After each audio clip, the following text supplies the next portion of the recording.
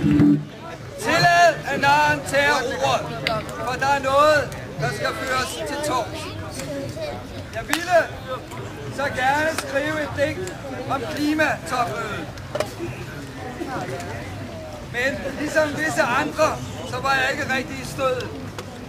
Så mit papir er lige så blank, som det, der kom ud af Bella Centers tænketank. Jeg så i mit fjernsyn sidste år et syn, jeg troede var fjern. Det handlede om demokratiets krog i en tid med en næve af jern.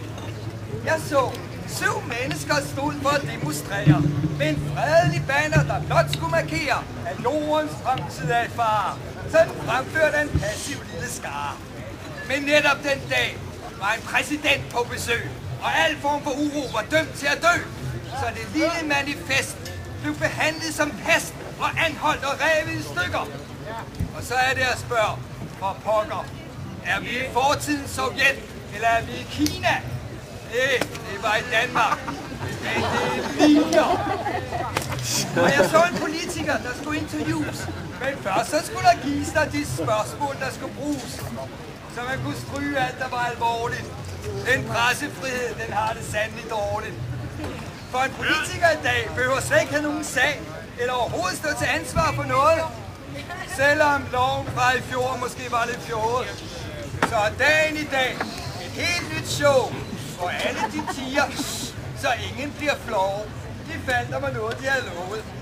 Og samfundskritik og offentlig debat er roden til lømler, der for retten bliver sat. Så er det at spørge, er det ikke dybt godnat? For er vi i fortidens Sovjet, eller er vi i Kina? Hey, det er Danmark.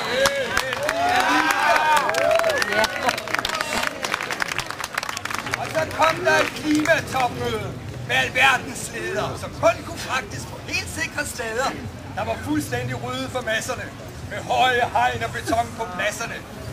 For tænk, hvis vi mødte en borger og så deres klæder og sover. Ja, det kunne måske nok være sundt, men den slags er ikke vores politiske gæster for ondt.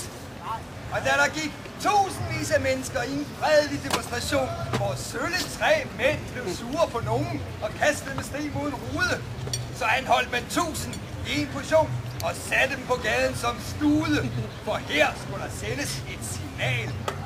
Og så er det at spørge, er den ikke helt galt? Jo. Er vi i fortidens Sovjet, eller er vi i Kina? Nej, det er i Danmark. Men det ligner! For jeg husker dengang, da krigen var kold, og jerntæppet hang som en fjendtlig knold, og delte verden i øst og vest. Og vi skulle sandelig være glade for, at vi havde det bedst. For Østblokken var ondskabens rige. Jamen så dem gang på gang på tv sige, at over i det røde Kina, 3 små kineser, ikke træet ved siden af, uden at 1000 tilfældigt blev arresteret. Hos kommunisterne var magten centreret. Og stod man over i Moskva, i kø ved halvtomme butikker, med et lille flag, måske ligefrem sagde sin mening, så kom politiet med en kæmpe deling og anholdte den modige systemkritiker. Og verdens folkevalgte fyre kaldte Østblokken for et totalitært styre, hvor folket havde krav på at blive hørt. Så er det at spørge, er det så ikke helt skørt? For er det fortidens Sovjet, eller er det Kina, der er forbilledet for vestens nuværende politiske klima? Jeg ved det ikke, men her i Danmark, der er det delt med noget, der ligner.